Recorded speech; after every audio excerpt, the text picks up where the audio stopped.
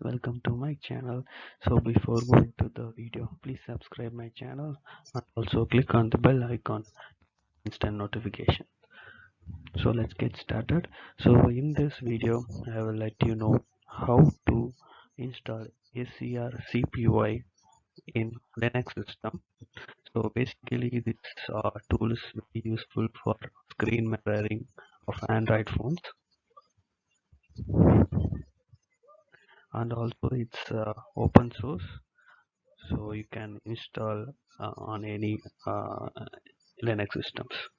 So the command that is required to install it, try to type sudo space snap space install space scrcpy.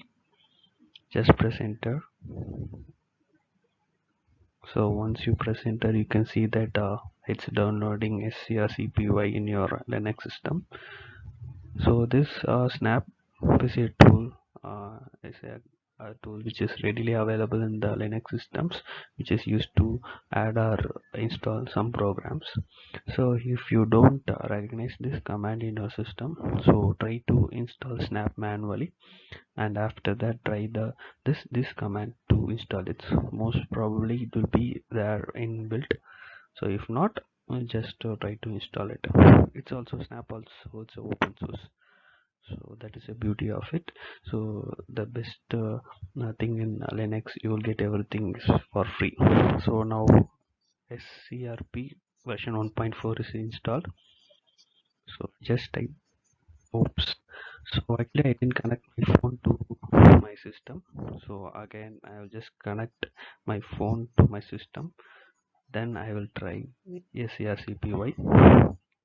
And also make sure you have enabled the USB debugging option. So if you don't know how to enable it, so please check out my previous video.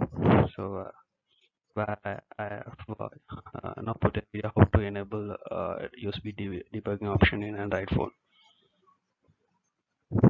So make sure you've connected it. Yeah, I'm just connecting. Yeah, I have connected the phone. Now I will try the same command scrcpy and just press enter.